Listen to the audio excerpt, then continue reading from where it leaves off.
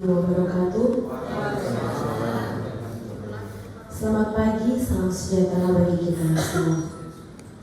Dengan mengucap syukur kepada Tuhan Yang Maha Esa, rapat evaluasi dan koordinasi Tim Koordinasi Penanggulangan Kemiskinan Daerah TKPKD Kota Mobagu tahun 2022 hari ini Rabu 21 Desember 2022 dimulai.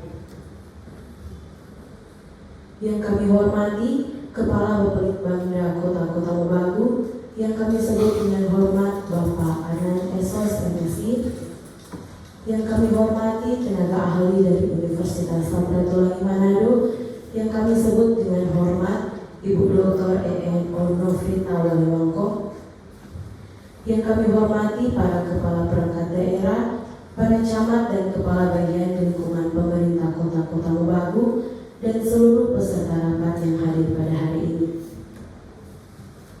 Kita akan memulai kegiatan kita pada hari ini dengan doa. Marilah kita berdoa menurut agama dan keyakinan kita masing-masing. Doa dimulai.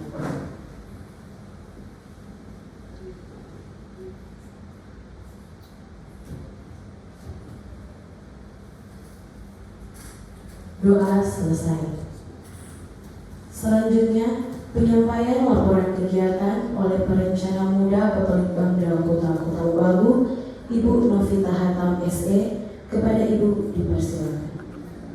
Laporan rapat evaluasi dan koordinasi Tim Koordinasi Penanggulangan Kemiskinan Daerah TKPKD Kota Mobagu tahun 2022. Yang kami hormati Kepala Bapelitbangda Kota Mobagu, yang kami hormati narasumber dari Fakultas Ekonomi dan Bisnis Unsrat Manado, yang kami hormati Kepala Perangkat Daerah di lingkungan pemerintah Kota Mobagu, yang kami hormati Kepala Bagian Sekretariat Daerah, yang kami hormati Bapak Ibu Camat Sekota Mobagu, yang kami hormati Bapak Ibu Samani Lurah Sekota Mobagu.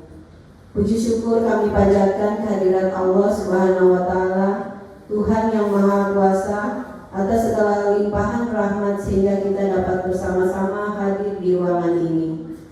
Pada kesempatan ini, perkenankanlah kami menyampaikan laporan kegiatan rapat evaluasi dan koordinasi Tim Koordinasi Penanggulangan Kemiskinan Daerah Kota Mobagu tahun 2022 sebagai berikut. 1. Dasar hukum. 1. Undang-Undang Nomor 13 Tahun 2011 tentang Penanganan Fakir Miskin. 2. Peraturan Presiden Nomor 15 Tahun 2010 tentang Percepatan Penanggulangan Kemiskinan sebagaimana telah diubah dengan Peraturan Presiden Nomor 96 Tahun 2015 tentang Percepatan Penanggulangan Kemiskinan. 3. Instruksi Presiden Nomor 4 Tahun 2022 tentang percepatan penghapusan kemiskinan ekstrim. 4. Peraturan Menteri Dalam Negeri Republik Indonesia Nomor 53 Tahun 2020 tentang tata cara dan penyelarasan kerja serta pembinaan kelembagaan dan sumber daya manusia Tim Koordinasi Penanggulangan Kemiskinan Provinsi dan Tim Koordinasi Penanggulangan Kemiskinan Kabupaten Kota. 5. Surat Keputusan Wali Kota Mobagu Nomor 253 Tahun 2021 tentang pembentukan Tim Koordinasi Penanggulangan Kemiskinan Daerah Kota Mobagu periode tahun 2019 sampai 2023. 2. Tujuan pelaksanaan kegiatan. Rapat evaluasi dan koordinasi Tim Koordinasi Penanggulangan Kemiskinan Daerah Kota Mobagu tahun 2022 bertujuan untuk melakukan evaluasi pencapaian program kegiatan penanggulangan kemiskinan yang dilaksanakan oleh perangkat daerah serta penetapan strategi dalam mempercepat penghapusan kemiskinan ekstrim di Kota Mobagu. Waktu pelaksanaan kegiatan rapat dilaksanakan selama 1 hari pada hari Rabu tanggal 21 Desember 2022 jam 9.30 sampai dengan selesai. Tempat ruang rapat Bapelitbangda Kota Mobagu. 4. Penganggaran. Kegiatan rapat evaluasi dan koordinasi tim koordinasi penanggulangan kemiskinan daerah Kota Pekanbaru tahun 2022 diangkatkan pada RKA dan DPA Bapelitbangda Kota Pekanbaru tahun 2022. 5 peserta. 1 narasumber dari Fakultas Ekonomi dan Bisnis Unsrat Manado. 2 kepala perangkat daerah di lingkungan pemerintah Kota Pekanbaru. 3 kepala bagian sekretariat daerah. 5 camat sekota Pekanbaru. 6 sangat lurah sekota Pekanbaru. 6 penutup.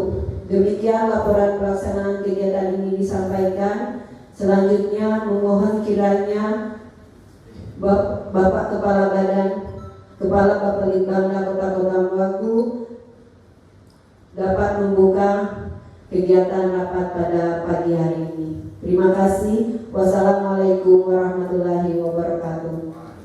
Bismillahirrahmanirrahim. Assalamualaikum warahmatullahi wabarakatuh. Waalaikumsalam warahmatullahi wabarakatuh. Alhamdulillahirabbil alamin. Allahumma shalli ala sayyidina Muhammad wa ala sayyidina Muhammad.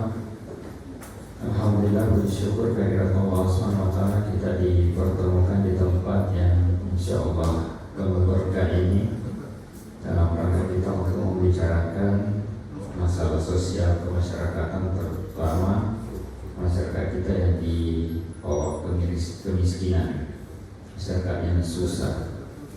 Yang kami hormati narasumber kita, tim ahli Ibu Dr. Enoanto Skurmanto, kesempatan datang pada pagi hari ini. Yang saya hormati Bapak Ibu Kepala Perangkat Daerah, Bapak Kepala Dinas Pemberdayaan Masyarakat Desa Kota Pekanbaru, Bapak Kepala Dinas Sosial Kota Pekanbaru, Bapak Ibu Sekretaris Sekcam, perwakilan lurah, sanadi yang hadir bersempatan pagi hari ini. Mungkin belum ada yang hadir, teman-teman yang mewakili kepala perangkat daerah yang hadir, terima kasih atas kehadiran. Bapak Ibu yang kami hormati, ini kemiskinan ekstrim ini penting sekali. Miskin, terutama miskin ekstrim yang dimaksud ini karena ada sudah perintah dari Presiden. Terus terang, sebenarnya kalau data yang kita harapkan, kita menunggu data dari pemerintah pusat. Belum ada kan? Belum data, padahal mereka sudah janjikan akan datang data by name by address tentang jumlah orang miskin ekstrim yang ada di Kota Baru. Data yang ada sebenarnya yang dikirim ke sana adalah 900-an orang. Data yang dikirim oleh Sangani Lurah kemarin ke Bogor dan Kota Baru juga 900-an. Ketika kami verifikasi dengan dinas sosial di lapangan, kami mendapatkan data tidak sebesar yang seperti itu. Ini yang kami dapatkan sementara ternyata cuma 28 yang ekstrim itu. Mudah-mudahan itu yang terjadi, walaupun belum semua. Dan ada desa yang berubah kirim data, misalnya Poyowa kecil belum, mudah-mudahan itu. Namun demikian, tentu ini tetap jadi masalah kita. Karena masalah miskin bukan cuma ekstrim. Karena kalau sudah miskin berarti potensi ke ekstrim tetap ada. Sehingga semua harus ditanggulangi. Oleh karena itu kita berkumpul di tempat ini untuk membicarakan masalah penanggulangan kemiskinan ini. Mudah-mudahan kita bisa mendapatkan masukan, arahan, mungkin informasi dari Bapak Ibu serta strategi masing-masing di SKB nanti diberikan oleh Bapak Ibu yang hadir di kesempatan ini. Dari tim ahli juga akan memaparkan teknik.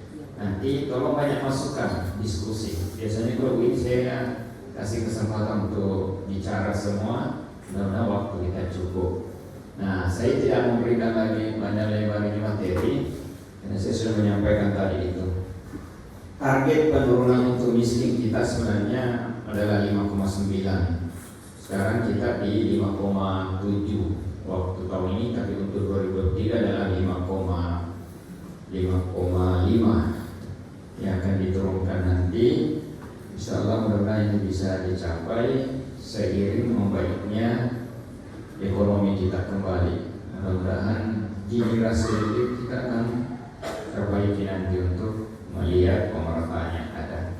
Nah, Bapak Ibu yang kami hormati, barangkali itu yang ingin saya sampaikan. Nanti yang kesempatan yang lebih luas akan kita serahkan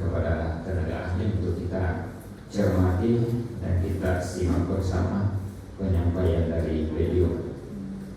Atas nama pimpinan dan seluruh kita yang hadir dan memohon rahmat Allah SWT, acara rapat evaluasi dan koordinasi tim koordinasi penanggulangan kemiskinan daerah tahun 2022 kita buka dengan resmi. Demikian, billahi bisabilil haq, Allahul musta'an. Assalamualaikum warahmatullahi wabarakatuh.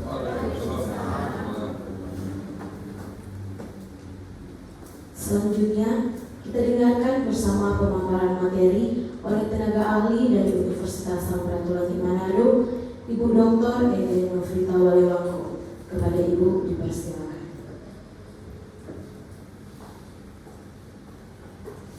Oke, selamat pagi.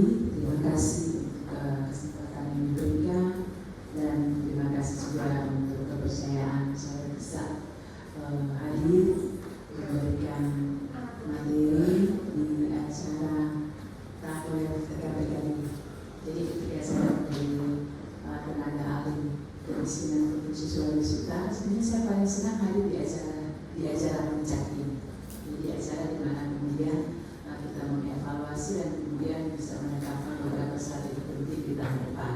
Jadi apresiasi buat Kota Mobagu sudah punya dokumen penting untuk perencanaan kemiskinan. Tapi bagaimana kemudian itu nanti akan menopang target provinsi ataupun target nasional. Jadi kalau kita pasti punya pada sampai 2024 tentang kemiskinan ekstrim, biarlah kita sama-sama menuju ke kemiskinan ekstrim itu sampai 2024. Oke, silakan langsung lanjut.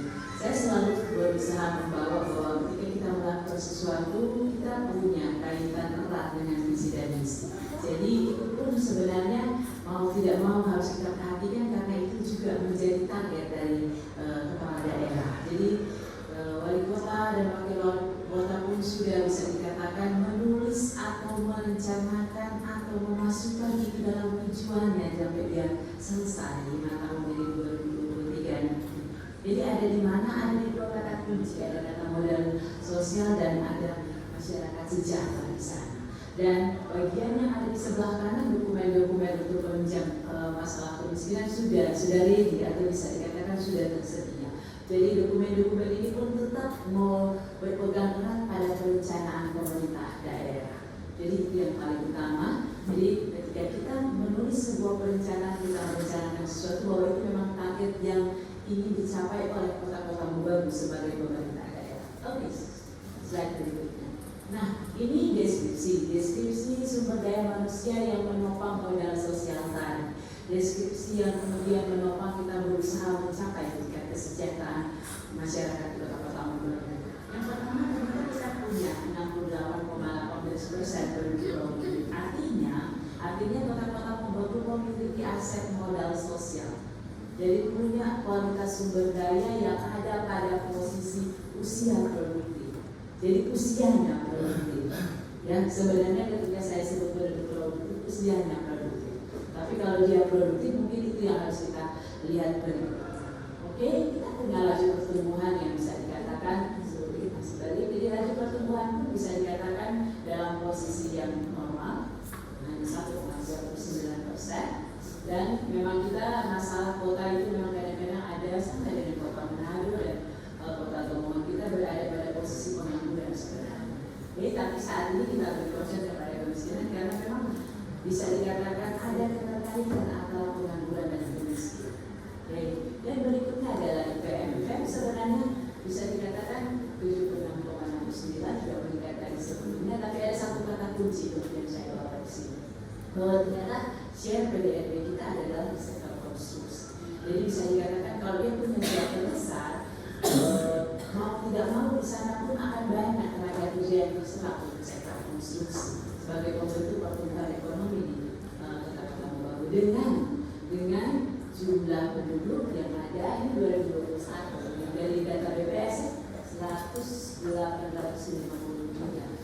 jiwa. Oke, mungkin kita pakai data BPS untuk menopang beberapa analisis berikutnya sampai selesai. Oke, slide berikutnya. Jadi ketika saya melihat analisis rasio antar waktu, jadi saya membandingkan antara posisi kota Mobagu ini tertera dalam dokumen kota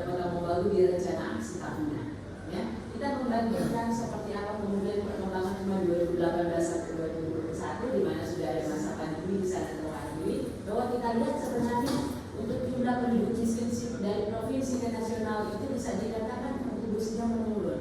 Begitu juga untuk kontribusi dari kota-kota baru terhadap provinsi. Oke. Dan ketika kita melihat dua posisi kita melihat analisis rasio antar waktu secara sederhana ketika kita membandingkan antara kota baru dan Solo, kita bisa katakan percepatan penurunan angka kemiskinan atau jumlah penduduk miskin kota-kota baru lebih cepat karena berkurang 0,22% dibandingkan dengan provinsi hanya 0,03. Jadi bukan angkanya ya, angkanya di turun 3 provinsi 2 dan turun 7,6. Ya, tapi kita lihat persepatannya, oke? Jadi bisa dikatakan dari sisi rasio antar waktu kita dibandingkan dengan provinsi untuk tahun 2018 sampai 2021 bisa dikatakan kita memiliki kinerja lebih baik lah dilihat dari percepatan atau dilihat dari perubahan delta dari perubahan jumlah penduduk miskin. Oke, seperti itu. Ini penting, makanya saya terus sedang berkomunikasi. Berikutnya, ini sudah saya tampilkan pada beberapa saya presentasi saya sebelumnya, kemudian berusaha menekankan kenapa pada tahun 2021 itu pemerintah nasional kemudian presiden menetapkan kemiskinan ekstrim menjadi isu yang utama. Jadi memang ketika nasional turun di bawah 10%, dia sudah mengatakan bahwa kita sudah pada posisi di mana masyarakat miskin adalah tempat kemiskinan, dan kemudian dia keluarkan sejak tahun 2021 sampai 2024 dengan optimisnya Presiden mengatakan kita akan menurunkan kemiskinan itu sampai 0% 2024. Dengan optimisme kita berusaha untuk menyesuaikan dengan itu. Oke, jadi memang itu yang menjadi dasar. Jadi ketika Indonesia turun di bawah 10% pada saat itulah kemudian Presiden mengatakan kita akan berusaha lebih konsen kepada kemiskinan. Oke, slide berikutnya. BPS hanya bisa mengeluarkan angka persen menurut mereka yang kemudian mendasarkan definisi kemiskinan ekstrim sesuai dengan yang ada di peraturan. Oke, dari data yang mereka berikan seluruh kabupaten kota. Jadi saya hanya mengambil jumlahnya. Jadi sekali lagi saya hanya mengambil jumlahnya. Kalau kita keep dengan apa yang ada dengan informasi jumlah penduduk yang ada, kalau misalnya di Maret 2022 kata BPS ya, angkanya 0,73, berarti jumlah penduduk miskin ekstrim di kota-kota itu ada 237 jiwa. Tapi mereka tidak memberikan list namanya. Nah, jadi sekali lagi, walaupun kami yang turun atau siapapun yang turun, mereka tidak memberikan list nama. Jadi bisa dikatakan dari data yang sudah mereka miliki, jadi yang kalau punyanya kota-kota baru itu adalah 5,74 ya. Mereka kemudian sudah mereka kelompokkan dari 0 sampai 10 sampai 40% pendapatan terendah. Berarti kalau sudah dari 5,74 0 sampai 5,74% pendapatan terendah, mereka tinggal memilih bagian yang kemudian menurut mereka punya 14 kriteria. Mereka selalu mengatakan, mereka BPS artinya ya, dan kalau orang BPS ada bisa saling mengklarifikasi. Dari 14 itu mereka katakan kalau ada 8 yang memenuhi karena mereka sebut miskin selain harus di bawah garis kemiskinan. Nah, dan kemudian kita bisa katakan dari data yang sudah mereka miliki, mereka kemudian menyisir kembali sesuai dengan definisi kemiskinan ekstrim. Akhirnya keluarlah angka-angka ini. Jadi sekali lagi hanya angka ini yang dikeluarkan oleh BPS. Mereka pun masih akan melakukan survei. Saya lupa nama surveinya. Ya, untuk meyakinkan bahwa angka itu seperti apa. Ya, tapi kita bisa punya dasar lah untuk itu, walaupun tidak punya dasar yang pasti karena kita diberikan kesempatan untuk menyisir kembali dari list BPKS ataupun dari list Desil 1 ataupun dari list yang sudah kita miliki by address. Ya. Jadi kalau kita pegang katanya 0,73, maka saya ingin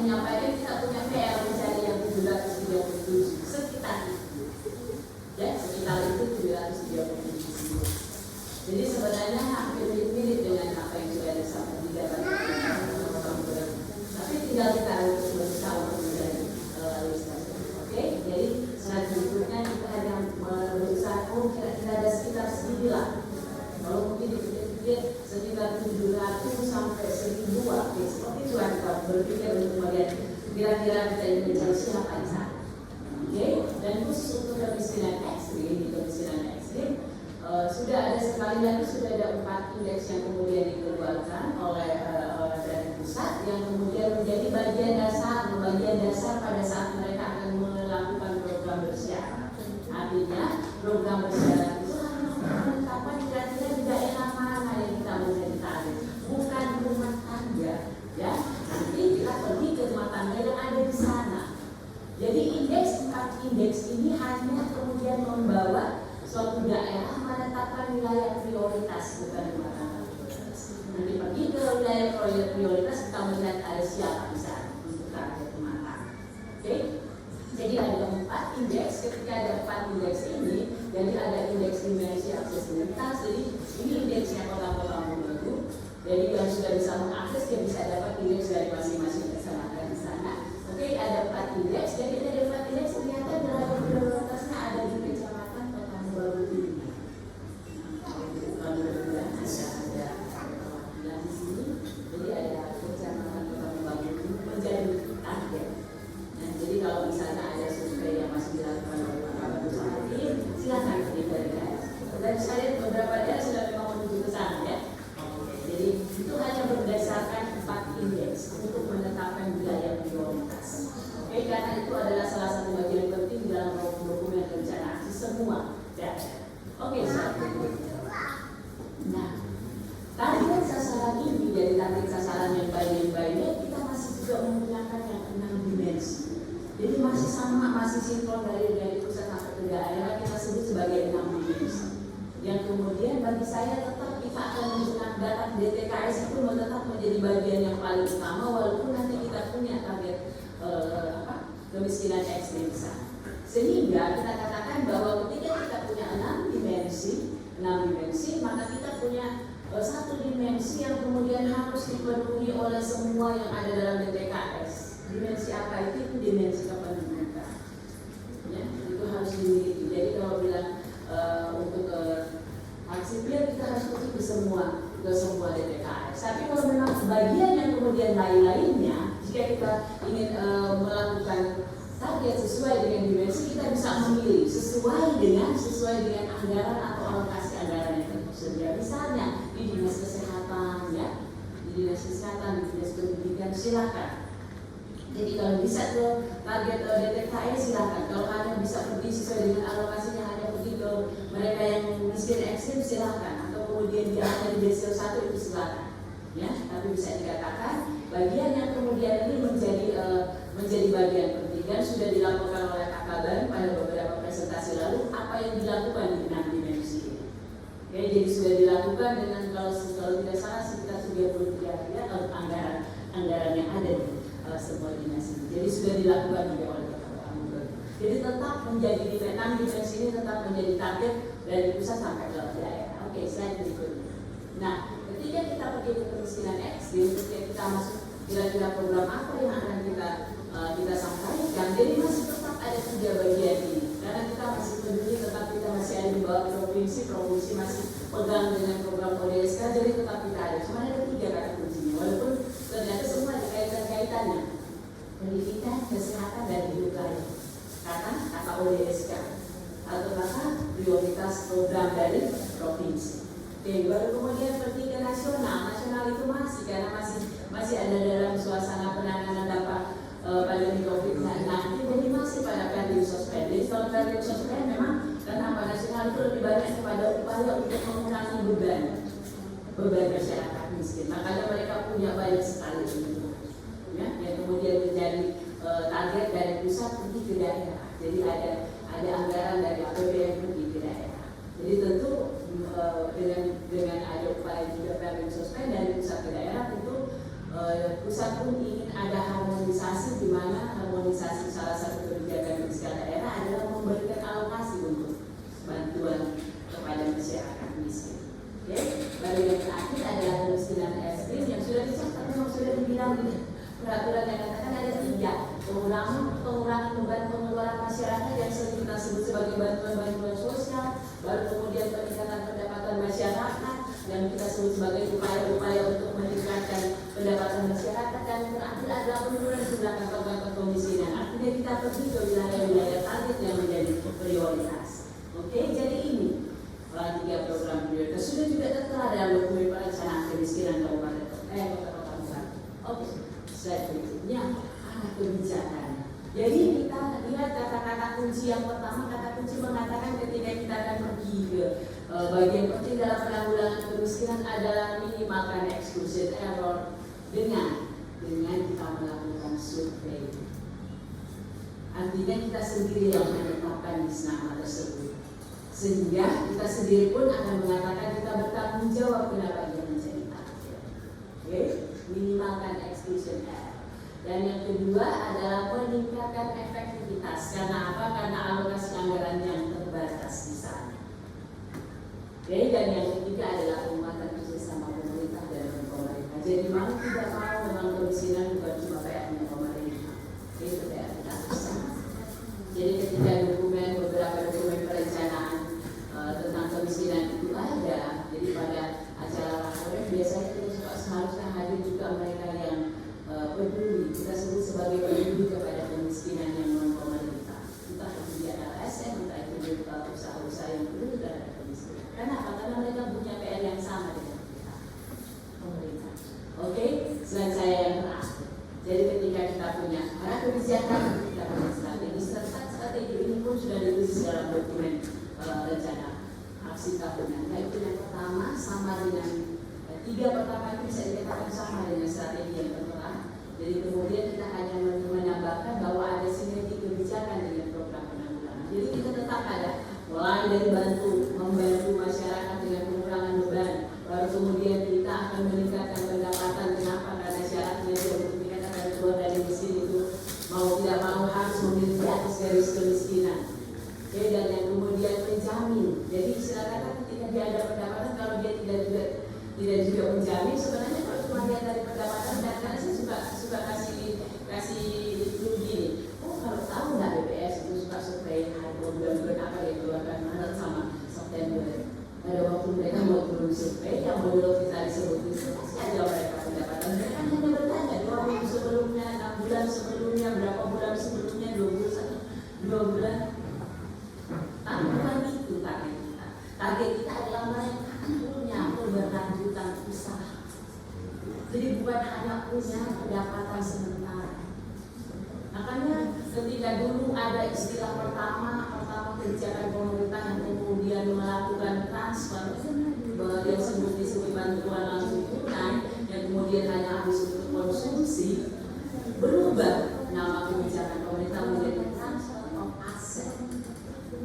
Kenapa? Karena pemerintah ini ketika ada dan seluruh daerah ditetapkan unit. Saya ingat unit ditetapkan oleh Provinsi Sulawesi Utara 5.9. Jadi kita harus memberikan mereka 5.000 daerah soalnya 5 juta sekian untuk apa? Untuk transfer of asset. Artinya kita lihat mereka menciptakan aset baru. Jadi sama dengan modal kerja bahasa hari-hari kasih duit modal. Tapi kalau uang modal, tapi mereka, saya sudah modal, saya sudah berusaha. Sudah selesai. Tapi kalau ada aset, berarti aset itu adalah sesuatu yang bukan ada memang aset bergerak dan tidak bergerak. Tapi ketika ada kata aset itu minimal tidak akan bertahan, tidak akan hilang lebih cepat. Ya, dia akan bertahan sehingga keberlanjutannya terjaga. Makanya ada kata keberlanjutan di sana ditulis. Dan yang terakhir memang kita harus menjaga sinergi kebijakan. Kalau pemerintah pusat masih mengatakan kita konsen pada kemiskinan ekstrim, mari sama-sama sampai 2024 kita pergi ke kemiskinan ekstrim. Oke, saya pikir mungkin itu yang bisa saya sampaikan kepada kota-kota Bogor untuk menutup rakoran dengan 3 PR ini.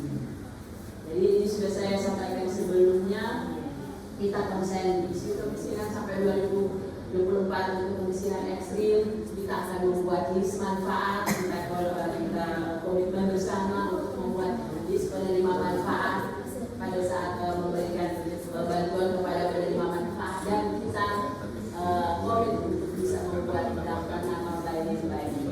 Oke, kalau tadi ada 700-nya sampai 800, tapi baik-baik itu adalah kemudian hasil dari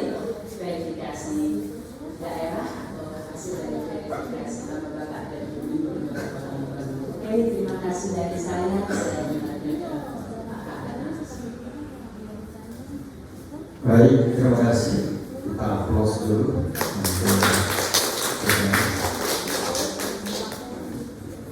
Bapak Ibu yang kami hormati, demikian pemaparan singkat tapi sangat padat dari Ibu Dr. Eva Paibangko. Ini tugas kita adalah perintah Presiden 2024 harus dientaskan kemiskinan ekstrim ini. Jadi Ibu dokter sudah melakukan semacam penelitian, evaluasi menurut tren perkembangan kemiskinan, penurunan kemiskinan yang berkembang, dan lahir beberapa strategi tadi. Bapak Ibu yang kami hormati, ini kelihatan sekali kita ada 3 gap data di sini. Yang pertama, gap data di pusat itu ada 900-an orang miskin ekstrim. Indikasi potensi tadi dari Ibu dokter 700-an. Yang kami temukan di lapangan 28. Walaupun itu belum valid kan masih ada berapa. Nah yang kami tunggu adalah daftar by name by address dari pusat ini.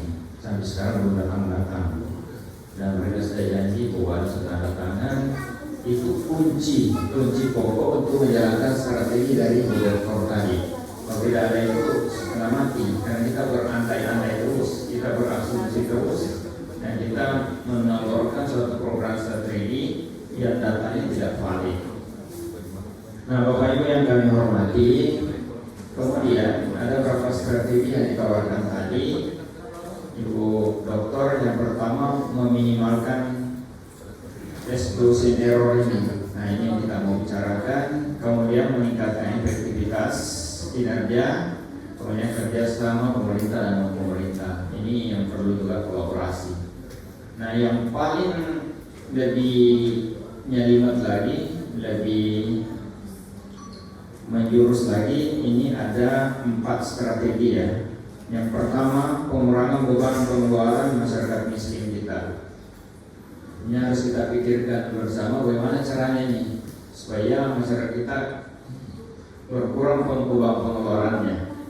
Yang pertama, kemudian peningkatan kemampuan kapasitas pendapatan masyarakat miskin kita. Bapak Ibu yang kami hormati, ini juga dilema ini peningkatan kapasitas kemampuan pendapatan masyarakat kita, karena memang salah satu efek kemiskinan di Kota Baru itu adalah perkembangan kota itu sendiri. Jadi ketika Kota Baru berkembang pesat, investor masuk, para orang-orang yang dari luar itu yang jago-jago misalnya bekerja masuk ke Kota Baru, masyarakat kita hanya tergusur. Hanya mereka miskin, mereka jadi pekerja buruh harian yang pendapatannya di bawah, dan mereka tidak mau meningkatkan kapasitasnya. Akhirnya ada apa? Jual rumah, jual kintal.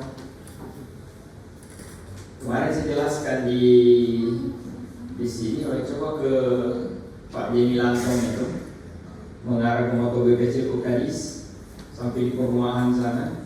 Di samping kanan kiri coba tengok, dijual. Karena sudah nggak ada doi, jadi mereka mencari doi untuk menjual. Hanya miskin. Saya coba singgah, menjual berapa ini rumah? 900 juta. Menjual berapa ini kita? 500 juta. Ini 150. Menjual. Mau kemana? Mau ke muka. Mau berdagang. Nah, sebenarnya itu niatnya sudah bagus tuh. Karena kapasitas kita mau berdagang. Itu pengalihan. Jadi mereka mau berdagang, mau terjun berdagang.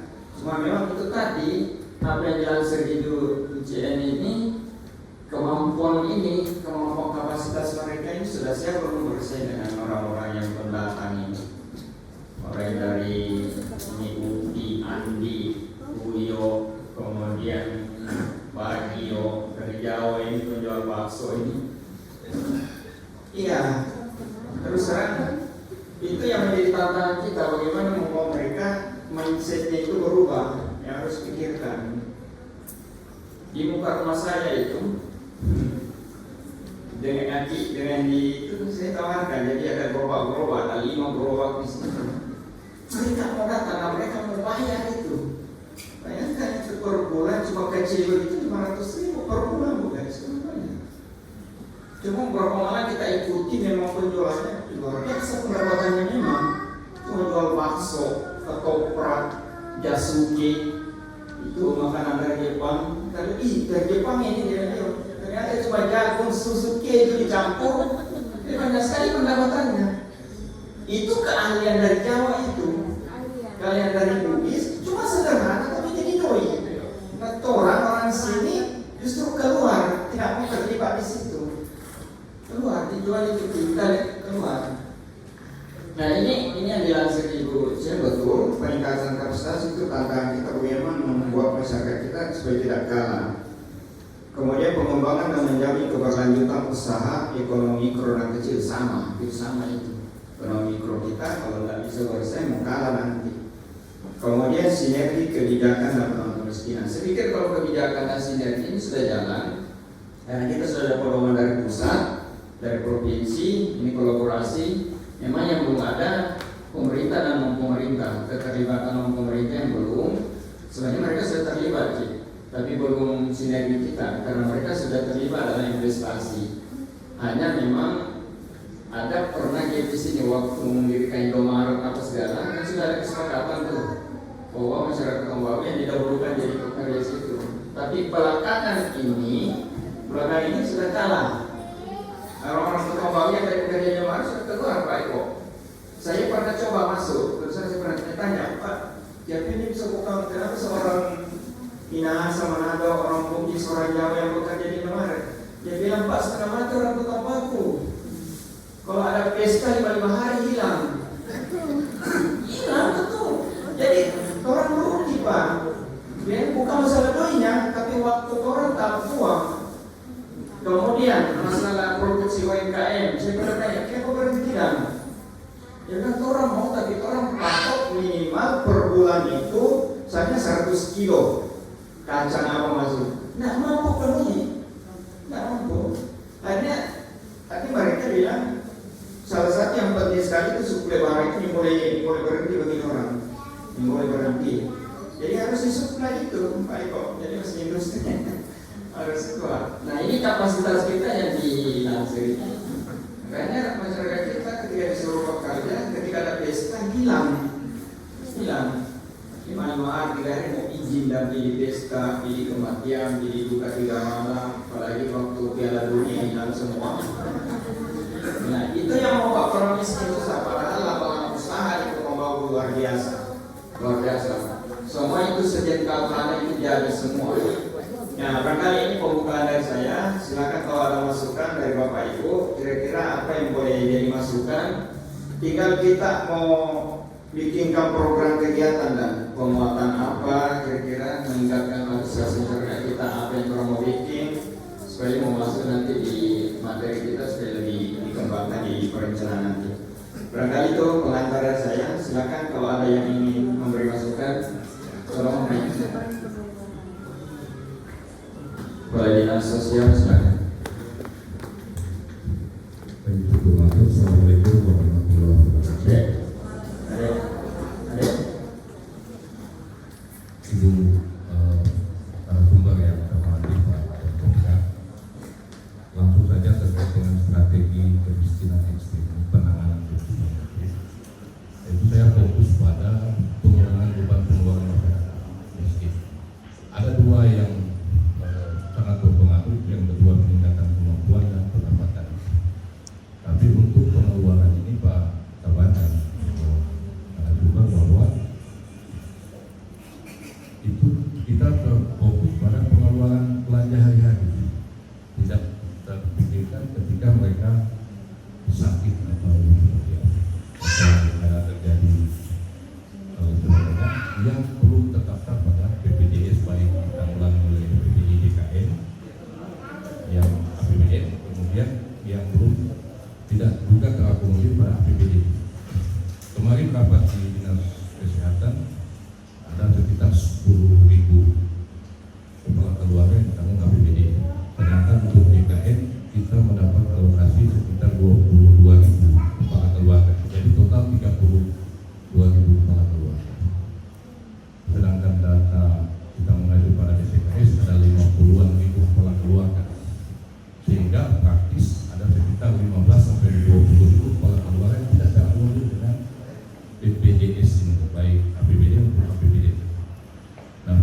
kedua ketika sakit Pak kapan disitulah barangkali kalau cuma baju dan lain sebagainya orang masih boleh tunda, tapi kalau sakit otomatis tadi dijual dan lain sebagainya.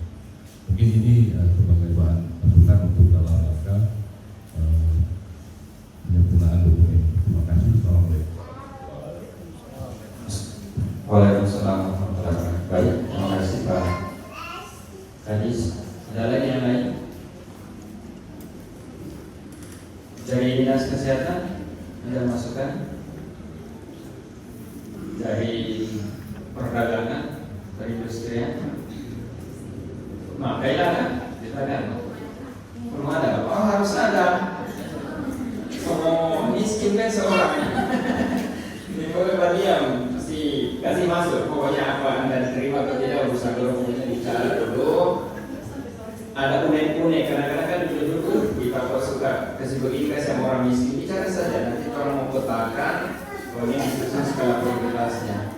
Di sini semua berhak bicara dan punya kewajiban untuk bicara. Silakan Bu Kadis, biar dapat. Terima kasih Pak Kaban.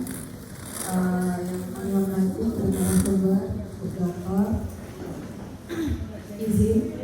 Di sini kami melihat terkait dengan peningkatan kemampuan dan pendapatan masyarakat miskin dan pengembangan dan menjamin keberlanjutan usaha ekonomi mikro dan kecil.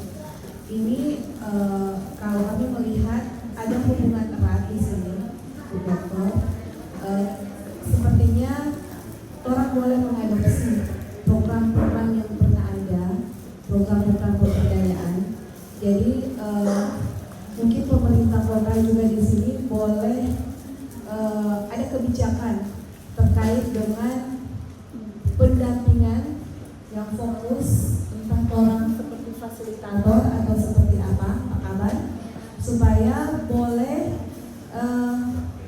mendampingi terkait dengan mendampingi masyarakat yang miskin ekstrim ini. Karena contoh misalnya orang kasih bantuan untuk peningkatan ekonomi, yang tentunya peningkatan ekonomi yang berkelanjutan itu yang menjadi sasaran orang. Tetapi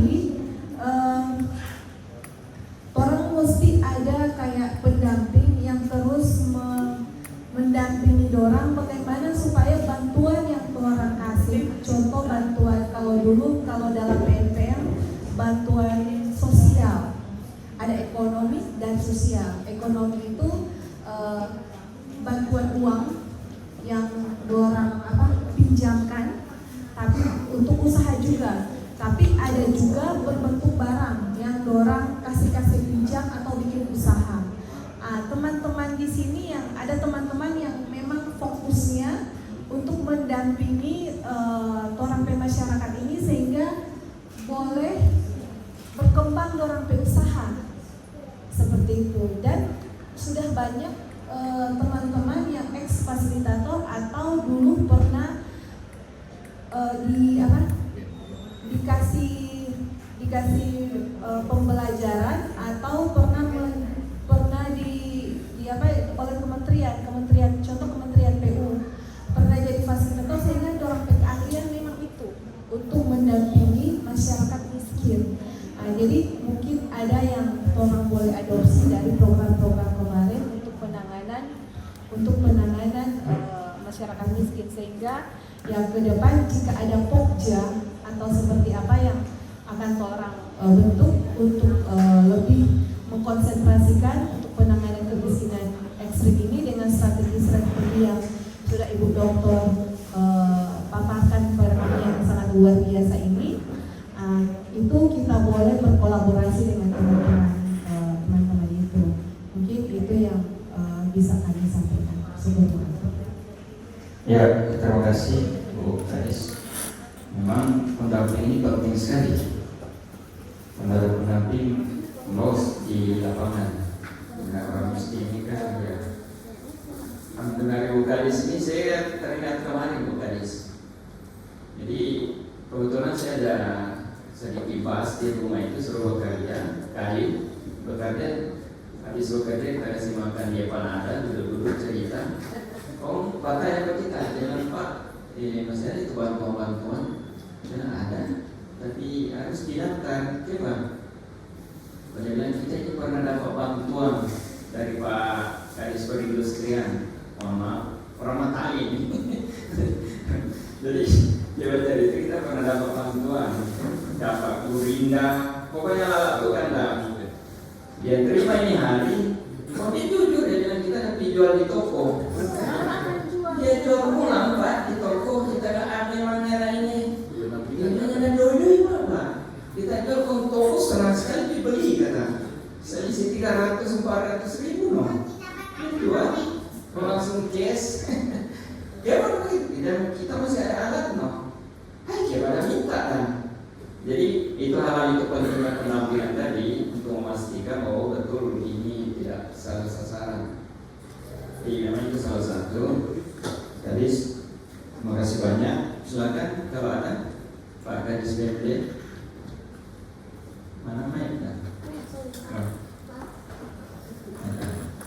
Ini saya mau ada live streaming di YouTube ini.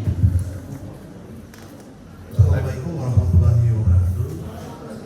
Pak Kapan yang saya hormati, Ibu Doktor, dalam konteks strategi sebetulnya kita ada dua Bu Doktor, yang pertama peningkatan kemampuan dan sinergi kebijakan. Dari sisi kemampuan sebetulnya pemerintah itu kuat dalam konteks penanganan kemiskinan, karena wisata kemiskinan ini dikeroyok. Kalau kata bagaimana mengentaskan ini. Tapi di sisi lain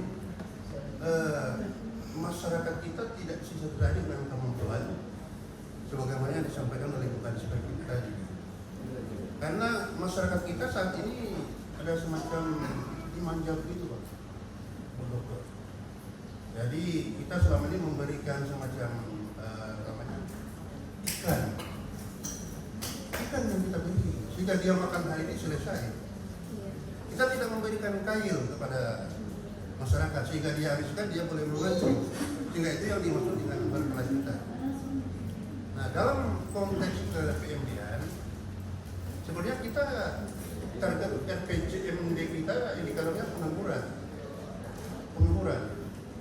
Tetapi alhamdulillah tahun keempat tuntas, mungkin akibat daripada banyaknya dana desa dan seterusnya dalam kaitan dengan membantu itu. Tetapi di sisi lain lapangan kerja ini yang mungkin perlu kita dalami dan lain sebagainya. Yang kedua menyangkut sinergi kebijakan. Memang tanpa disadari bahwa dalam kaitan dengan penanggulangan ini kita masih ada semacam ekosektor dalam kaitan ini penanganan.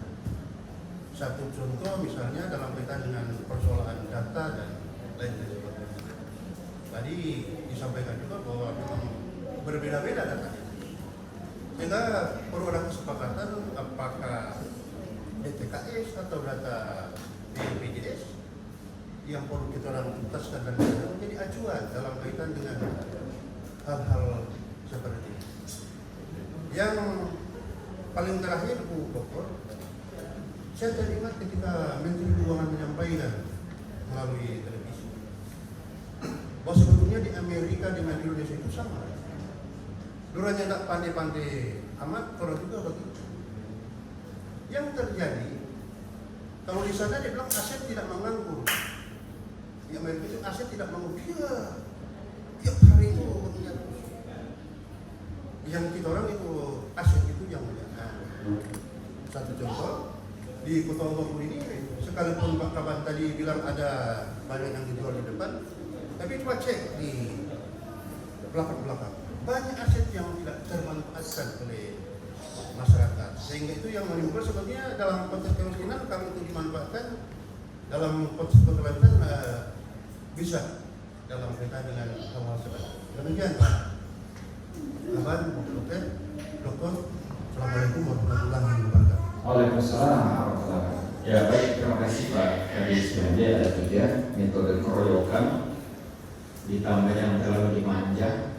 Nah, sekali-kali Memang kebanyakan orang sukses itu pernah lihat matahari kuning, Bu Dokter.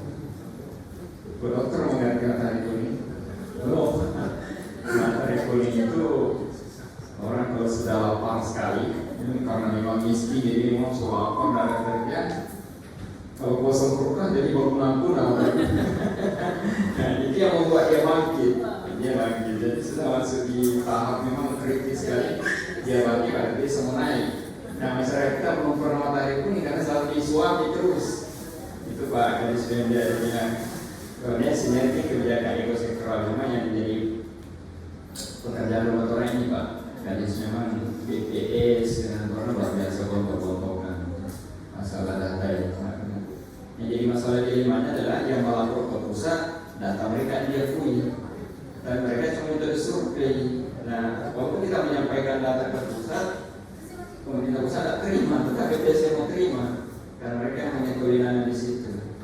Banyak terakhir betul nasib nganggur ini luar biasa, terakhir sebenarnya tanah-tanah kosong ini ternyata tidak digunakan. Padahal orang mengaku petani semua, petani. Karena ini petani semua. Kalau yang di ruangan sini kita lihat orang petani, apalagi kalau bukan SPRKP ini di petani tidak ada yang nganggur. Semua bongkar-bongkar. Jadi itu tiga itu mudah-mudahan. Oke, tiga ini dulu yang akan ditanggapi oleh Bu Dokter atau dari pengelola beban pengeluaran, kemudian dari PRKP pendampingan, kemudian dari Terima kasih. Jadi memang ada beberapa poin ini itu bisa dikatakan menjadi PR KPK di sana. Jadi bisa dikatakan memang ketika kita memberikan ikan, kadang-kadang masih buat sampai di panas. Jadi kita harus bisa. Jadi saya lihat beberapa video di YouTube-nya Pak Taban, sebenarnya kita sudah bisa mulai mengidentifikasi mereka yang miskin dan memang masih bisa seharusnya keluar dari kemiskinan, tapi mereka sendiri yang tidak mampu. Jadi budaya dari orang itu sendiri, budaya orang miskin. Jadi kita pun harus mampu untuk memilah-milah mereka. Makanya kenapa kemudian kita harus turun lapangan. Jadi ketika sudah terima nama jangan hanya terima nama juga, ya. Ketika mungkin bapak-bapak dan ibu juga menerima list nama dan nanti jangan misalnya langsung kita lihat. Karena memang kita harus bisa membedakan mereka yang memang ingin keluar dan mereka yang hanya kemudian memanfaatkan program pemerintah. Itu adalah kalau kami mengajar, kami bilang feel seorang pengajar itu seorang pengambil kebijakan. Nah, itu bagian yang pertama karena memang ada strategi sana. Kita harus lakukan strategi itu. Tapi bagaimana kemudian kita memberikan kepada mereka yang tepat. Jadi sebenarnya begitu juga dengan program pemberdayaan. Nah, banyak sekali program-program yang sudah kita jalankan yang sebenarnya masih terus harus dijalankan. Hanya beda apa? Beda pada fokusnya saja. Kalau sekarang sudah ditambahkan di garis bilang, kita harus punya pendampingan. Dulu pun ketika masih masa program itu masih ada pendampingannya. Mereka dibekali langsung sama dengan tim dari Kementerian Sosial yang mendampingi dari PKS. Jadi mereka diberikan pendampingan untuk yang ya. Jadi mereka dilibatkan untuk beberapa program yang berusaha meningkatkan pendapatan tapi dilihat keberlanjutannya. Jadi program kemarin yang juga yang ketika ada bantuan UMKM 3 kali ini termasuk bagian yang kemudian yang berlanjutan. Jadi ada beberapa yang harus kami keluarkan di namanya mereka sudah terima tapi sudah tidak bisa ditarik kembali. Tapi maaf banyak berikut namanya masuk kami sudah hapus. Jadi kalau berikutnya tapi mereka tidak tahu dan karena saya bukan ada di PKK di sini ya, saya cuma ada di kecamatan dekat tempat saya di sana. Saya lihat mereka ada yang saya sebut kemudian ada warung kecil, mereka podcast jual banyak sekali yang saya datang. Sudah 3 kali terima. Berikutnya saya pun lagi cari sana kan jalan tidak ada. Nah, langsung saya hapus. Mungkin sudah bukan lagi program PEN yang kemudian memberikan kepada mereka supaya jadi ada wirausaha baru. Tapi kalau ada program berikutnya yang mereka masukkan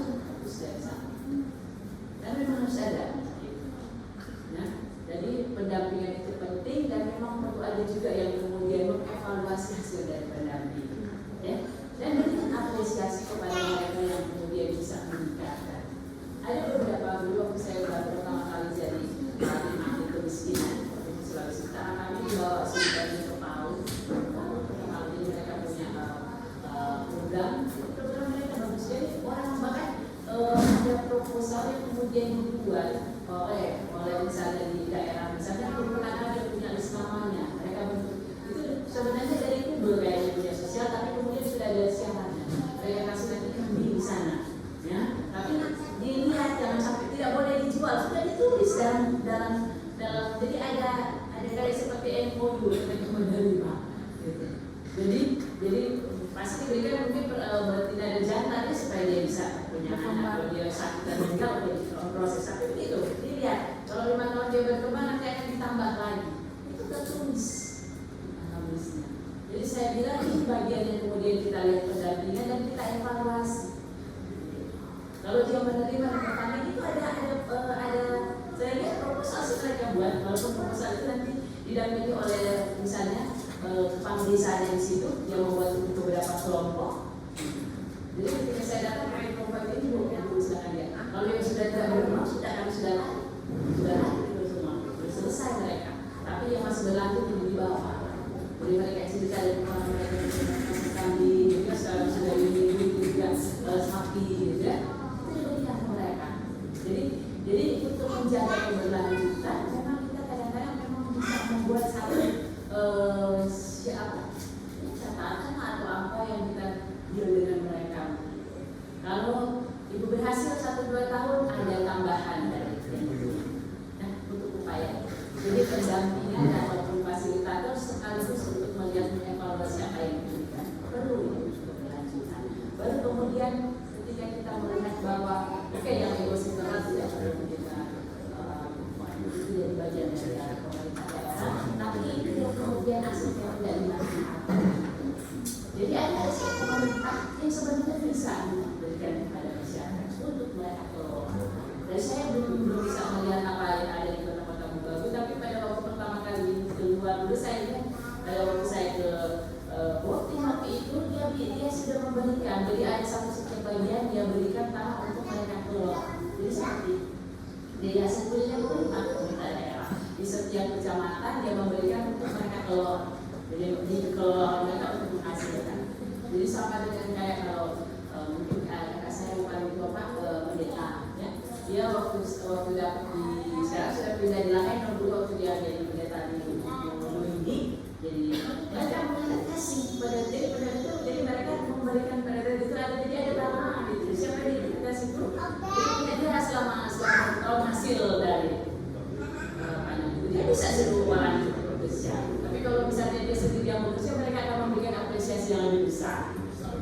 Jadi kakak saya jadi ketika dia menjadi pendeta dia juga sendiri senang untuk bertanya. Dan kami pun suka lebih sering setiap Sabtu Minggu itu kami selalu di sana, apalagi semasa pandemi. Jadi mana orang tua saya tidak bisa keluar rumah karena dia belum divaksin, jadi kami selalu begitu besar dan melihat kebun yang diberikan oleh masyarakat. Kakak saya selama dia bisa. Dan sebenarnya hasil yang dihasilkan kembali setiap kali mau itu dia bagi untuk silakan tahu anak-anaknya bagi silakan bagi. Jadi seperti itulah saya bayangkan bahwa ada tanah yang disiapkan untuk dikelola oleh mereka. Ya, tinggal mungkin kajian dalam persediaan ataupun bagaimana, tapi untuk menjawab ada bagian yang seperti itu. Jadi mungkin bisa dikatakan karena ini adalah komunitas KPK, jadi komunitas KPK yang merupakan komunitas bersama ya sebagai penanggulangan kemiskinan. Sebenarnya saya katakan kalau ini saya sebenarnya sudah punya satu data daerah yang sudah berhasil mendapatkan data yang punya kaya. Tapi memang nanti kalau sudah punya, maka akan kena ada demo di sana yang mengatakan bahwa data itu tidak bisa diekspos mentah-mentah itu siapapun. Jadi pada waktu kabar mungkin saya bisa jadi bantuan kesehatan tapi saya katakan Bapak tidak bisa memberikan semua karena itu kan kena.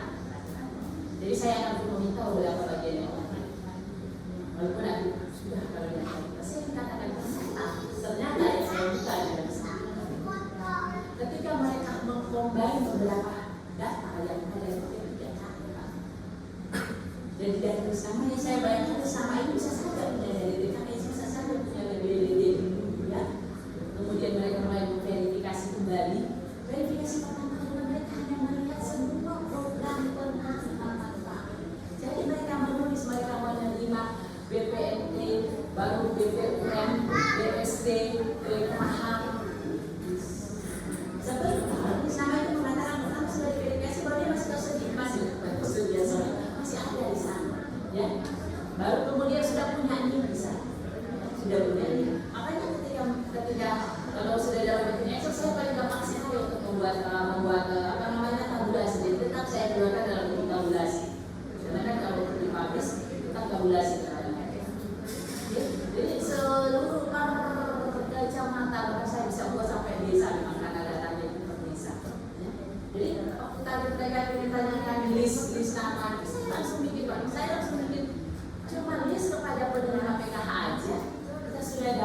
banyak kira-kira milik dari kemudian jumlah yang kita bisa.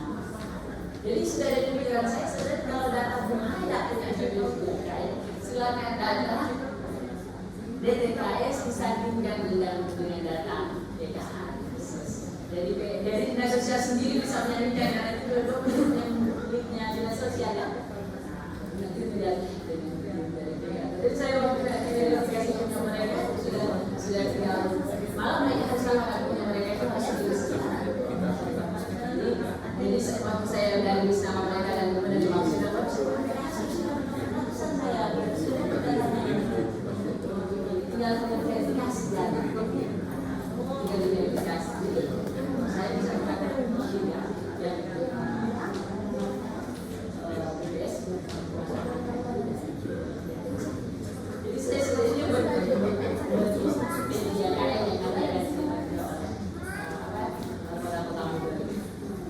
sebentar itu akan menerima.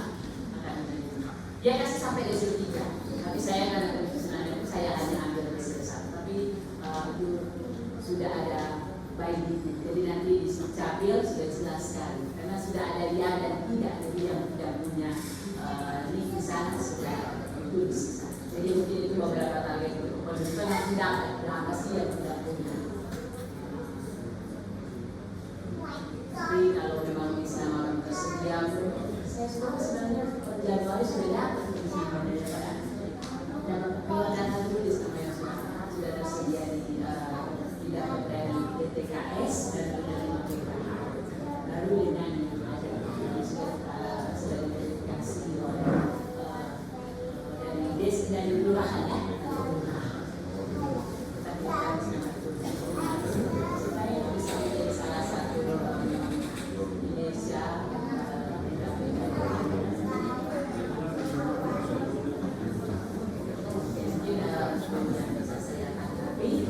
terima kasih sekali lagi beberapa masukan dan saran dari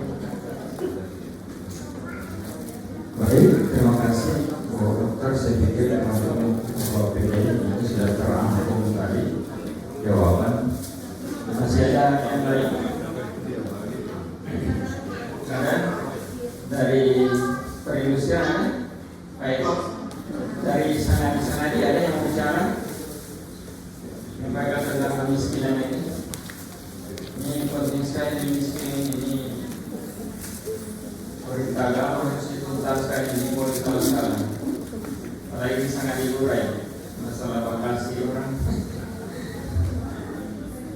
berat. Silakan Pak Sanadi. Dari mana tuh? Dari Sandia. Terima kasih. Ada yang dari sana. Assalamualaikum warahmatullahi wabarakatuh. Kemudian di sana Pak Sugeng, Pak Kapan, dan seluruh kadis dan seluruh dewan yang mewakili. Memang pada dasarnya bahwa Tunggu, bicara Sanadi atau dari Dinas Perdagangan? Sanadi ya? Ya, karena dimainkan bahwa ya baik, memang untuk problem kemiskinan ini adalah problem nasional. Jadi saya menanyakan bahwa apakah ada kategori dalam pengukuran kemiskinan ekstrim, kemiskinan yang menengah, atau kemiskinan yang luar biasa, artinya pendapatan per kapitanya, pendapatan per hari digunakan, apakah dia masuk pada kategori miskin ekstrim. Karena memang kami Pak Kaban sudah mensurvei yang dimana ada dana desa yang digunakan kalau tidak salah 10% itu untuk penanganan kemiskinan ekstrim di desa. Kemudian diminta data dari kami Metrampon sudah mensurvei, tapi kalau untuk kemiskinan ekstrim di Metrampon pada dasarnya sudah dilihat bahwa tidak lagi ada yang kategori seperti itu, yang melantaikan tanah, mendirikan bambu. Di dalam penggunaan dana desa ini, apakah kami juga bisa menganggarkan dalam pengukuran dalam kriteria orang miskin dan miskin ekstrim dalam kriteria itu. Terima kasih Bu. Terima kasih. Assalamualaikum warahmatullahi wabarakatuh. Pak Lurah, terima kasih. Silakan. Ya baik, terima kasih atas kesempatan. Assalamualaikum warahmatullahi wabarakatuh dan selamat siang. Langsung saja Pak, terkait dengan kemiskinan ekstrim. Untuk kami di Kelurahan Kota Baru, memang kemarin pendataannya banyak penduduk yang ekstrim, tapi ketika di lapangan hanya sebagian kecil yang ada. Ekstrim itu hanya karena klasifikasinya ada masyarakat yang tidak memiliki rumah, tapi hanya tinggal di milik orang lain dan pekerjaannya tidak jelas. Nah kemudian sudah banyak bantuan yang diberikan dari pemerintah kepada masyarakat. Nah kami di Kelurahan Kota Baru telah membentuk komunitas dari Karang Taruna, remaja masjid, remaja pemuda gereja. Ini mengklasifikasi data-data yang ada di masyarakat ekstrim. Nah ternyata setelah didapat, ini yang kurang adalah SDM-nya. SDM-nya, sebagaimana dengan Ibu narasumber katakan tadi, bahwa sudah diberikan bantuan tetapi tidak mau dimaksimalkan, sehingga butuh banyak sosialisasi peningkatan SDM. Karena contoh di Kelurahan Kota Baru itu, kalau masyarakat yang ada di Lorong Agoan dengan Toko itu mayoritas masyarakat pekerjaan tambang. Jadi ketika diberikan bantuan, orang tuanya yang ditinggalkan untuk mengelola usahanya, anaknya ketika ada lokasi tambang yang bagus, orang berangkat kerja di sana. Lalu kemarin sudah usaha yang sudah ditinggalkan tidak berkelanjutan. Nah ini yang terjadi di tengah-tengah masyarakat. Kemudian dari bantuan yang ada juga seringkali juga menimbulkan kecemburuan sosial, karena satu kepala keluarga sudah menerima 4 kali bantuan PKH, BPMT, kemudian yang lainnya, sehingga ada. Nah ini jadi berkesinambungan masyarakat contoh hanya mengharapkan bantuan. Nah itu beberapa hal yang mungkin bisa ini, tapi kalau kami mengklasifikasi masyarakat yang ekstrem ini memang cukup luar biasa. Mungkin itu yang dapat disampaikan. Terima kasih. Baik, terima kasih. Ada 2 karena di Waya Tampuan kategori ekstrim, miskin biasa dan miskin luar biasa atau miskin biasa. Soalnya kalau kategori miskin, nah memang sampai saat ini kita belum menemukan perumahan yang betul, karena masih ribut dengan beda-beda jenis instansi. Tapi yang jelas kalau miskin ekstrim kemarin patokannya adalah pendapatannya paling tinggi itu 400.000 per bulan. Yang kami coba turun itu kami tak dapatkan seperti itu, tidak ada. Rata-rata di atas 1 juta semua. Yang ada adalah tadi seperti yang disampaikan oleh Pak Kadis BND dan Lurah, itu mindsetnya kurang. Dia tidak tahu mengelola doi, ada doi dia pakai minum dan habis 1 kali. Soalnya ada kemungkinan untuk menabung itu ada. Mungkin karena dimanja alam di Kota Baru ini. Di Kota Baru ini biar tidak kerja tetap mau makan. Ada di sebelah rumah masih makan. Sehingga itu tadi karena belum pernah dapat itu matahari kuning itu. Beda misalnya kalau daerah-daerah yang tandus dan lain sebagainya, mereka betul-betul pekerja keras itu. Nah itu yang jadi masalah, makanya tentu itu ini butuh kerjasama dengan para Sengadilan Bora untuk betul-betul mendata dengan betul. Kemudian misalnya kalau butuh sosialisasi, coba Pak Lurah daftar mana-mana orang yang butuh sosialisasi itu. Kemudian sampaikan ke SKPD di Sukarinda supaya datanya matching dengan itu. Sampaikan oh ini yang butuh penjabaran untuk pembinaan. Masalah warung tadi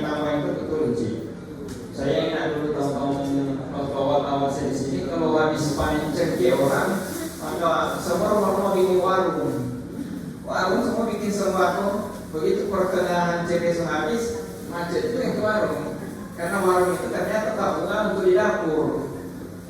Jadi cuma hari-hari diambil lagi di dapur, karena tidak dikembangkan itu. Jadi saya pikir itu Pak Lurah, Pak Sanadi, kalau ukurannya itu tadi. Nah, kalau miskin ekstrim, mohon maaf, kalau saya sedikit berikan penghargaan kepada Lurah Kobok besar ya Eka. Kobok besar, Pak Eka itu tegas sekali ya.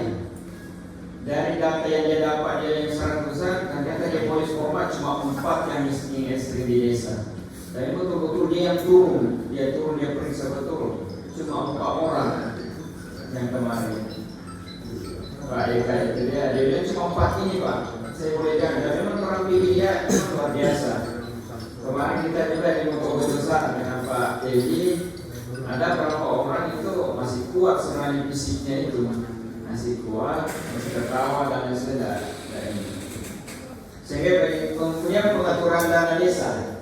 Nanti ada dari Kadis BND, tapi yang jelas dana desa itu untuk kemiskinan apa saja boleh. Pendataan boleh, pembangunan pasar desa boleh, membantu untuk modal boleh, bumdes apalagi boleh, semuanya boleh. Tergantung kemarinnya dan kekuatan Pak Sanadi menghadapi BPBD pada besar mantek sana. Boleh, jadi kalau bumdes boleh, silakan. Saya pikir itu nanti ditanggap 1 kali. Kalau cuma itu tadi kan masalah strategi di lapangan, saya pikir itu lebih strategi, lebih teknis lagi. Nah ini kondisi yang ekstrim ini Pak. Ini lantainya tanah dan ini memang tidak ada pendapatan sama sekali. Yang hidup di dalam rumah itu tidak ada, bukan yang perempuan itu bukan yang itu. Jadi ada di luar dia, ada sementara, tapi rumahnya itu tanah, kemudian makanannya cuma mengharap tetangga. Tidak ada keluarga, tidak ada anak, tidak ada. Nah itu DP orang, coba dipercepat videonya. Dipercepat videonya. Terus. Nah ini orangnya Pak. Ini ekstrim betul ya ini. Ini sebetulnya karena dia cuma makan dari tetangga. Hadiah-hadiah begitu tetangga yang tidak bisa bekerja karena DP tanah satu itu tidak bekerja lagi, saudara tidak ada. Ini dimaksud ekstrim, tidak mampu lagi. Coba buka yang di Kobok ada itu yang anaknya 5 itu. Dia bilang dia miskin tapi bisa punya anak 5.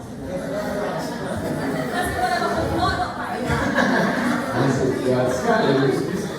Nah kalau ini sakit-sakitan, ini juga tidak bisa bekerja lagi, sakit-sakitan. Kalau keluarga tidak ada juga, keluarga itu yang perempuan itu istrinya itu sakit keras itu. Mereka cuma hidup di situ di perumahan itu cuma di situ.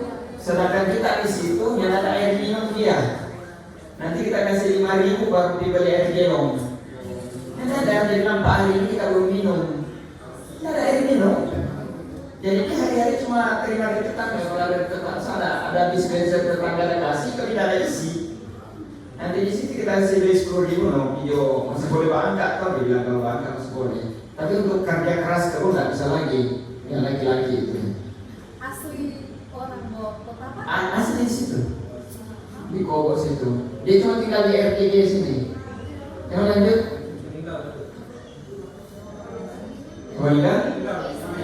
Oh, saya memang sakit sekali ya. Nah, kalau dia laki-laki sebenarnya perempuan itu kasihan itu. Oh, perempuan ini memang saudara sekali. Kalau tidak ada apa-apa, terus, terus.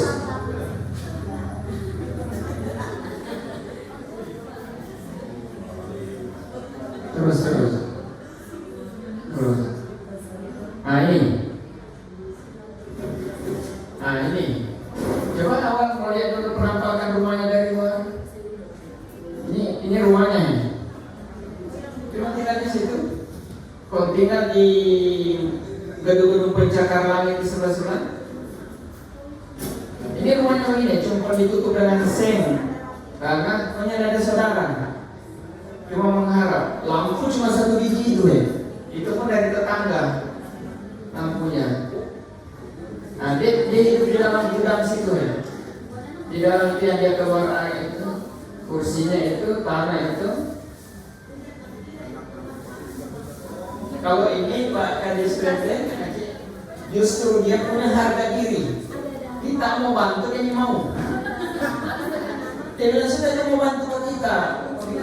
Yang anak punya rumah. Karena mau bikin batang, sudah jauh. Itu ada beberapa yang dorang kasih. Mau minta dia mau, sudah jauh nggak usah bantu kita. Cuma dorang bukan tanah sendiri.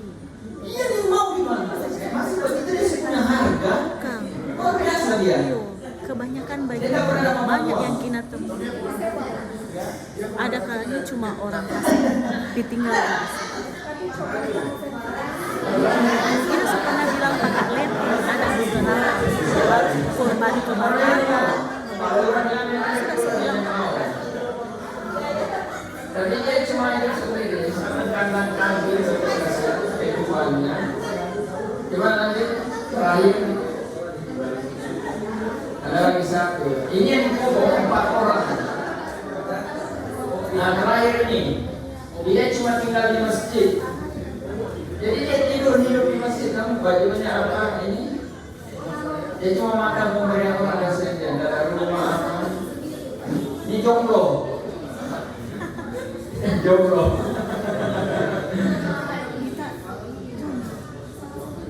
Ya ini 4 orang ini yang dibobok. Jadi ini yang dideteksi orang betul-betul rasa ada apa-apa. Dia cuma mengharap itu.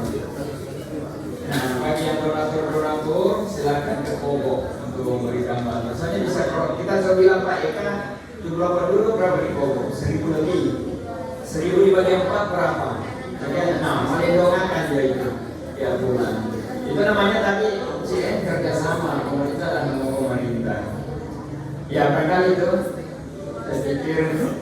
Silakan kalau ada yang berkomentar lagi Bapak Ibu. Waktu kita tinggal 15 menit lagi. Silakan. Ini mau bicara orang miskin ini penting karena orang bebas dan itu amanat dari nabi-nabi ini. Assalamualaikum warahmatullahi wabarakatuh. Selamat siang. Izin Bu Dokter, Pak Kaban. Kami langsung saja dengan melihat rumah dari saudara kita yang tadi. Memang di Dinas Perkim itu ada bantuan rumah tidak layak huni menjadi bisa dihuni. Artinya secara struktur itu bisa ditinggali oleh masyarakat sehingga mereka nyaman di dalam untuk bisa tinggal. Namun memang ada syaratnya Pak Kaban. Orang juga yang tidak serta-merta melihat sama dengan tadi terus orang masukkan mereka tetap masuk dalam database kita, tetapi untuk mendapatkan bantuan kita juga di dinas ada syarat-syaratnya dari Kementerian PU. Yang satu terutama tanah harus milik sendiri, tanah wajib milik sendiri. Sedangkan yang kami dapatkan di lapangan itu kebanyakan mereka cuman sewa atau dipinjamkan oleh masyarakat sekitar untuk boleh bermukim di situ. Nah itu yang menjadi kendala kita meski kita sangat ingin. Kedua, sama dengan di Gogar-Goman, banyak juga yang bukan masyarakat Kota Mobagu, cuman pendatang. Jadi dorang juga di sana cuman sewa tanah. Nah, sehingga mereka juga itu secara kasat mata akan memperlihatkan bahwa pertumbuhan di Kota Mobagu itu ada. Karena salah satu syarat indikator pertumbuhan adalah rumah yang tidak layak huni atau rumah yang tidak standar. Itu terkait dengan rumah seperti tadi. Mungkin ke depan saran kita akan coba berkoordinasi dengan Kementerian PU seperti apa solusi-solusi yang akan kita lakukan terhadap saudara-saudara kita seperti ini. Sama seperti SPM, Bu, izin.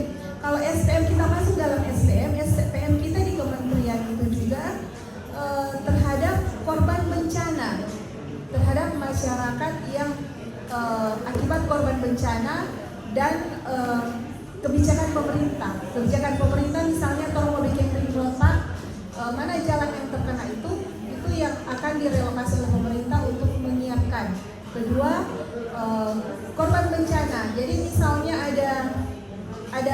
ada gempa bumi ataupun angin puting beliung, itu wajib kita bantu dengan merehabilitasi rumahnya atau menyiapkan lahan dan rumah untuk merelokasi saudara-saudara kita yang terkena misalnya dampak banjir, sehingga itu menjadi kewajiban kita.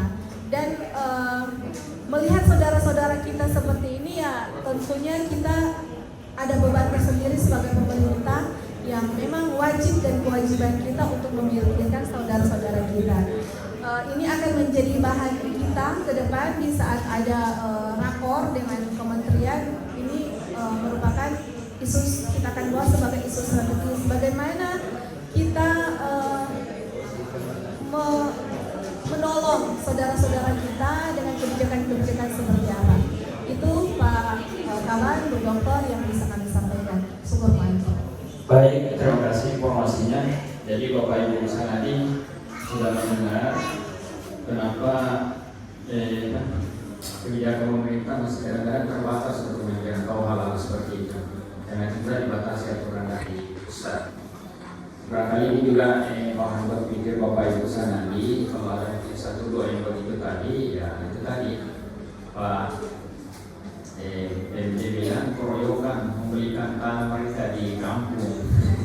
1000 kali sekali membelikan rumah. Jadi keroyokan ada biasanya kalau di kampung di desa ada tanah hak wilayah, ada tanah-tanah bengkok, itu sudah digunakan. Baik, terima kasih informasinya Pak Kadis, Bu Kadis atas ini.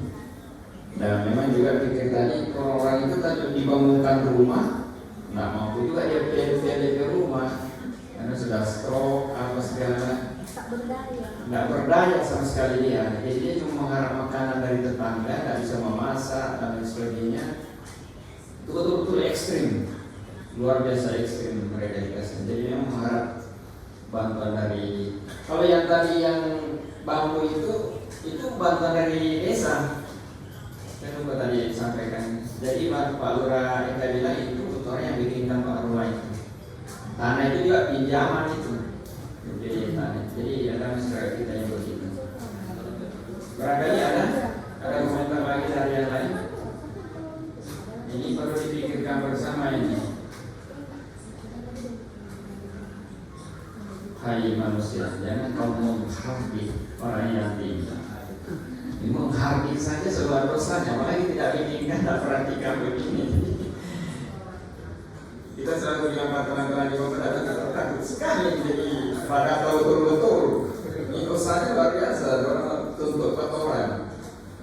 Dalam dunia krisis ketika mulut dan tangan tidak bisa lagi apa-apa. Tangan yang bicara, kaki ada kemana itu ada tangan bantu orang miskin, ada kaki itu bantu orang miskin, memang tidak dibantu.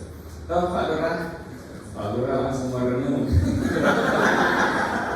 Kemarin Pak Eka, Pak Karisyonya langsung meminta mundur, Pak kita semua mundur. Akhirnya Pak, terus terang kita takut sekali menghadapi orang miskin.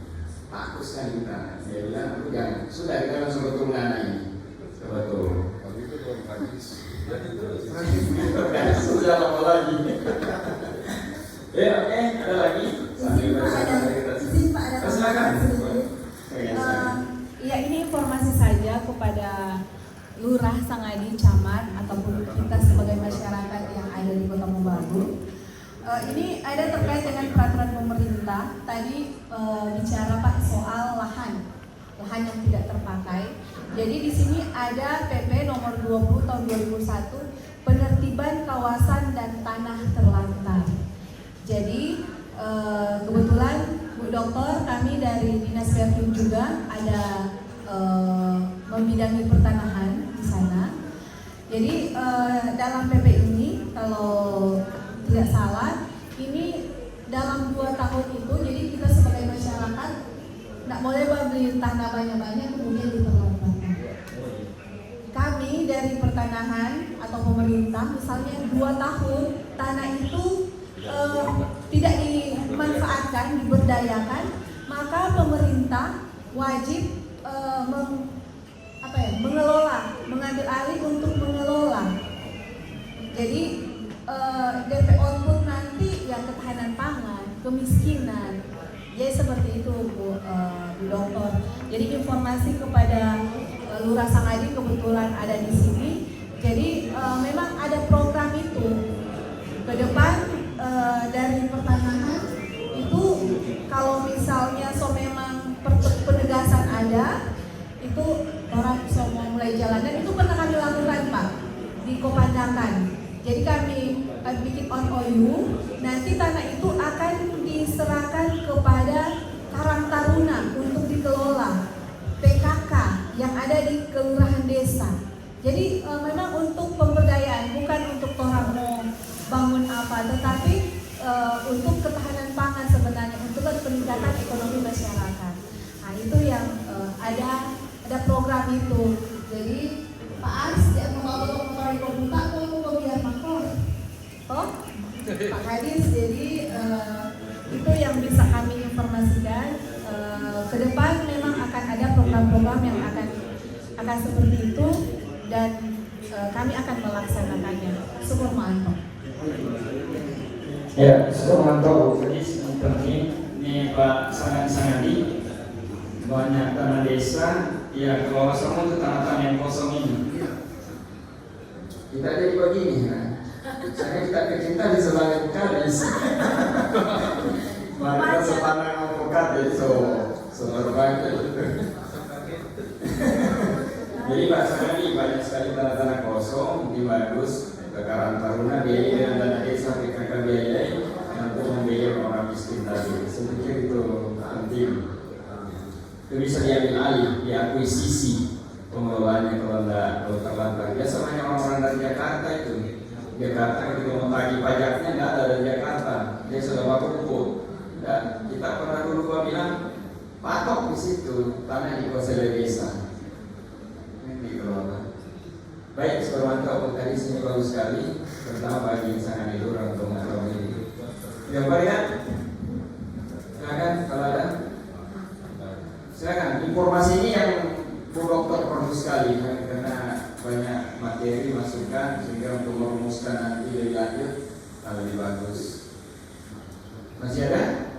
Ada statement terakhir Bu Dokter?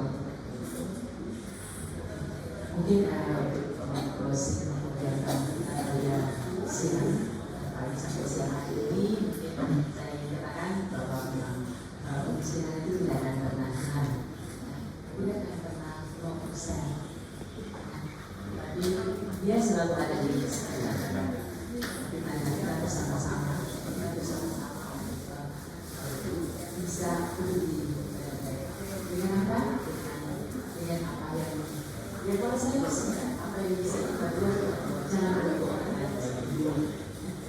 Dengan apa kita bisa buat kita sebagai pengambil daerah, kita di tengah masyarakat silakan. Tapi kenapa? Karena kemiskinan tidak akan bisa belajar. Baik, luar biasa. Ya, terima kasih Bu Dokter atas motivasinya. Baik, untuk menutup ini saya ingin untuk menyampaikan sedikit kisah pendek, mudah-mudahan bisa menggugah. Waktu saya masih di Borneo, saya ada punya langganan tukang gado-gado. Jadi dia pagi orang Jawa ini, dia kalau pagi jual jamu. Jam 3 sore dia balik kan, atau lagi jual gado-gado. Jadi jam 3 sore gado-gado, jam 7 pagi sampai jam 10 jual jamu. Cuma itu hari-hari broker. Jadi di waktu itu masih di kantor daerah lama di sini di ini. Jadi langganan saya kan saya waktu itu di dinas pendapatan. Tiba-tiba menghilang dia, menghilang 3 bulan. Ternyata dia pulang ke Jawa untuk lebaran. Setelah pulang saya ketemu dengan dia, saya tanya, Mbak, dari mana? Kenapa hilang? Dia bilang, saya pulang Mas, pulang ke Jawa. Saya bilang pulang. Jadi saya ketemu dengan dia cerita, pulang naik apa? Naik pesawat. Oh, dia bilang ya saya dengan suami ditambah 2 anak naik pesawat bolak-balik. Kalau di Jawa apa keren? Nah, cuma jalan ke tempat pariwisata selama 3 bulan. Jadi saya dulu merenung. Bawa 4 orang naik pesawat bolak-balik, kemudian 3 bulan di sana ada karya cuma buang doi ke sana kemari. Bayangkan pendapatannya di Kota Baru.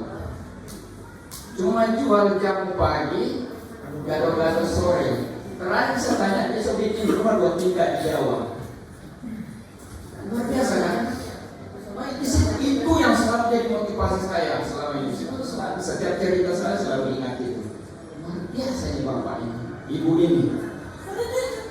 Kesadaran cuma itu. Yang 10 hilang, yang 3 sampai jam 4 orang tua juga hilang. Karena kalau malam dia enggak cuma bikin duduk-duduk bikin racikan. Cuma itu kerjanya. Kalau bolak-balik itu ada tabungan dan lain sebagainya. Dan saya tidak pernah lihat dia kalau saya tidak pernah dia marah-marah. Selalu senyum, itu berarti kantornya ada terus. Doi. Kalau orang kan yang kan penentu muka tingkau atau tidak kan mungkin sekarang. Kalau dia masih senyum-senyum berarti masih ada doi itu. Terusnya ada terusnya ada. Nah, artinya itu motivasi. Kenapa warga dari sana kemari? Saya simpulkan begini. Orang Bugis juga, Mama saya orang Bugis, banyak datang sini, banyak yang berhasil. Tadinya cuma kasih lontar-lontar tugasnya, sekarang sudah punya rumah ini, kasih. Jadi saya ambil kesimpulan orang Kota Baru harus merantau. Iya, kalau nggak merantau nggak dapat sukses, nggak buka-buka dari pikiran. Kalau tinggal di kampung, tinggal dengan mama dan papa, nggak mau. Nggak jadi. Padahal potensi di Kota Baru ini luar biasa ya. Jadi itu motivasi. Jual bakso, jamu pagi, kemudian langganannya cuma di kantor daerah situ. Kamu pindah. Kemarin saya wawancara juga di bawah, Pak saya di bawah ini. Saya wawancara di langganan di Sapi, di mana di ini. Kok dapat penghasilan kita itu 7 juta per bulan. Yang kita gaji 3 juta, karena 7 juta. Oh kita yang jaga beli di makanan. Kalah 2 kali kita. Nah ini kondisi kita. Jadi kenapa banyak miskin? Mindset tadi. Pak Kadis PND bilang, Pak Kadis PRKP, Pak Kadis Pak Lurah bilang mindset tadi, keinginan untuk berubah. Karena Pak Teddy kita kunjungi dia 5 anak itu, di mana kondisi kuat tapi miskin kuat sekali. Karena kalau kita lihat Pak Lurah, kalau saya Pak Lurah melindungi dia mau lempar 4 orang. Fisik kuat sekali kalah. Jadi itu bukan misi kita. Baik, terima kasih banyak masukan ini. Mudah-mudahan kita bisa menyelesaikan. Tapi Bu Dokter tadi memang kita tidak bisa nolongkan 100% orang miskin. Kita ada orang miskin selama tidak miskin aja. Tapi tidak miskin makanya. Baik, terima kasih. Kita semua tutup ini. Baik, terima kasih atas izin pimpinan dan izin kepada kita semua. Pertemuan ini juga tutup dengan ucapan alhamdulillah. Assalamualaikum warahmatullahi wabarakatuh.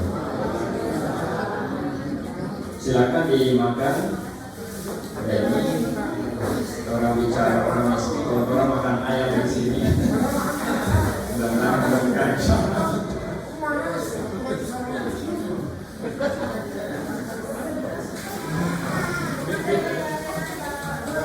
Ini yang